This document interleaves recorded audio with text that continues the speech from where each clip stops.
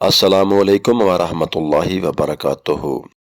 حضرت عمر فاروق رضی اللہ تعالیٰ عنہ کے دور خلافت میں مصر کے گورنر حضرت عمرو بن العاص تھے۔ ایک مرتبہ ان کے بیٹے نے گھوڑ دوڑ کے مقابلے میں ایک قبطی غیر مسلم مصری نوجوان کو ہرا دیا۔ اس پر گورنر کے بیٹے نے غصے میں آ کر اس قبطی کو کوڑے مارے اور کہا، میں معزز لوگوں کا بیٹا ہوں۔ اس مظلوم قبطی نے مدینہ جا کر امیر المومنین حضرت عمر فاروق رضی اللہ تعالیٰ عنہ سے فریاد کی۔ حضرت عمر فاروق رضی اللہ تعالیٰ عنہ نے فوراً حضرت عمرو بن العاص رضی اللہ تعالیٰ عنہ اور ان کے بیٹے دونوں کو مدینہ طلب کیا۔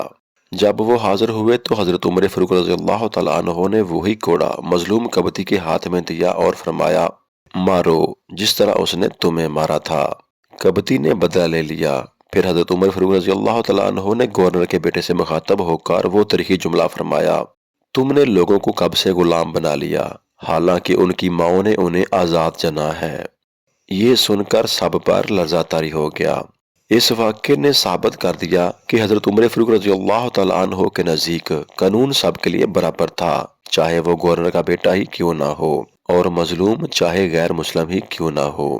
معزز دوستو، اسلامی تاریخ کا یہ ایک ایسا واقعہ ہے جو آج بھی دنیا کو انصاف کا درس دیتا ہے۔